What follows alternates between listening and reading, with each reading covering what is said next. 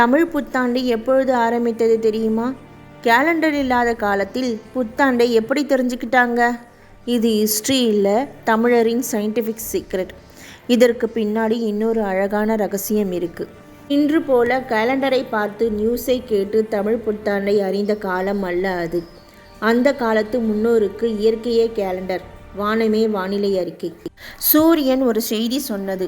மீன ராசியிலிருந்து மேஷ ராசிக்குள் சூரியன் நுழையும் அந்த நொடி இது ஒரு புதிய தொடக்கம் என்று பூமியே அறிந்தது. அந்த நாளே சித்திரை முதல் நாள் தமிழ் புத்தாண்டு என அறிந்தனர். இது மட்டுமல்லாமல் பூமியும் மாற்றம் கண்டது. மரங்களில் புதிய இலைகள் முளைத்தன, பூக்கள் சிரித்தன, பறவைகள் முன்பை விட சத்தமாக பாடின. இயற்கையும் மெதுவாக சொன்னது, புதிய ஆண்டு பிறந்துவிட்டது என்று.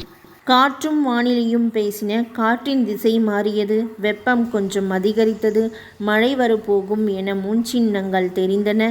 இவை அனைத்தும் பார்த்த முன்னோர்கள் சித்திரை மாதம் பிறந்ததை உணர்ந்தனர். முன்னோர்கள் வானத்தை நோக்கி பார்த்தார்கள். நட்சத்திரங்களின் நடைமுறையை வைத்து, சூரியனின் சுழற்சியை வைத்து, பஞ்சாங்கம் இல்லாமலே நாட்களை கணக்கிட்டார்கள். அன்றைய கால முன்னோர்களுக்கு விவசாயமே தமிழ் புத்தாண்டின் அடையாளமாய் திகழ்ந்தது. அறுவடை முடிந்தது, புதிய விதை விதைக்கும் காலம். அதுதான் தமிழ் புத்தாண்டின் இனிப்பும் கசப்பும் புளிப்பும் ஒன்றாக சேர்ந்த மாங்காய் பச்சடி செய்து வழிபட்டார்கள். வாழ்க்கை நமக்கு எல்லா ருசிகளையும் தரும் என்று சொல்லி கொடுத்ததாக அர்த்தம். முன்னோர்கள் புத்தாண்டை தேடவில்லை, இயற்கை அவர்களை தேடி வந்தது.